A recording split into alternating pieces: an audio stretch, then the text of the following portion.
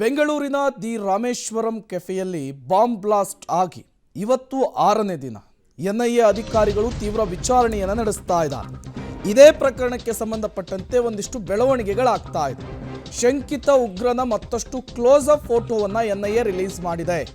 ಮುಖಕ್ಕೆ ಮಾಸ್ಕ್ ಇಲ್ಲದೆ ಇರುವಂತಹ ಫೋಟೋವನ್ನು ನ್ಯಾಷನಲ್ ಇನ್ವೆಸ್ಟಿಗೇಷನ್ ಏಜೆನ್ಸಿ ರಿಲೀಸ್ ಮಾಡಿದೆ. ಎನ್ಐಎ ರಿಲೀಸ್ ಫೋಟೋದಲ್ಲಿ ಅಲ್ಪ ಸ್ವಲ್ಪ ಮುಖಚಹರೆ ಪತ್ಯವಾಗ್ತಾ ಇರುವಂತಹದ್ದು.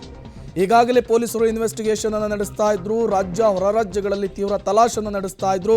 ಸಿಸಿಟಿವಿ ಫುಟೇಜ್ನಲ್ಲಿ ಸಿಕ್ಕಂತಹ ಆತನ ಚಹರೆ ಪೊಲೀಸರ ಟೆನ್ಷನ್ ಅನ್ನು ಜಾಸ್ತಿ ಮಾಡಿತ್ತು. ಕಾರಣ ಕೂಲಿಂಗ್ ಗ್ಲಾಸ್ ಹಾಕಿದ್ದ, ತಲೆಗೆ ಹ್ಯಾಟ್ ಹಾಕಿದ್ದ, ಹಿಂದೆ ಒಂದು ಬ್ಯಾಗ್ ಇತ್ತು, ಮುಖಕ್ಕೆ ಮಾಸ್ಕ್ ಹಾಕಿದ್ದ.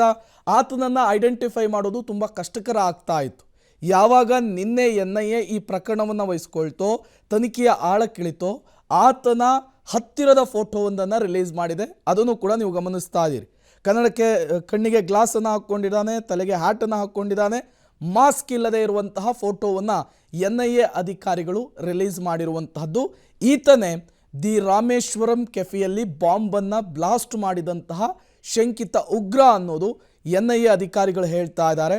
ಈತನ ಹುಡುಕಾಟಕ್ಕಾಗಿ ಈಗ ಎನ್ಐಎ ಟೀಮ್ ವಿಚಾರಣೆಯನ್ನು ಮುಂದುವರಿಸಿರುವಂತಹದ್ದು. ಆತನ ಜನ್ಮ ಜಾಲಾಡಲಿಕ್ಕೆ ಮುಂದಾಗ್ತಾ ಇರುವಂತಹದ್ದು. ಎಲ್ಲಿಯೂ ಕೂಡ ಒಂದೇ ಒಂದು ಕುರುಹು ಸಿಗದೇ ಇರುವ ರೀತಿಯಲ್ಲಿ ಆತ ಎಸ್ಕೇಪ್ ಆಗಿದ್ದಾನೆ.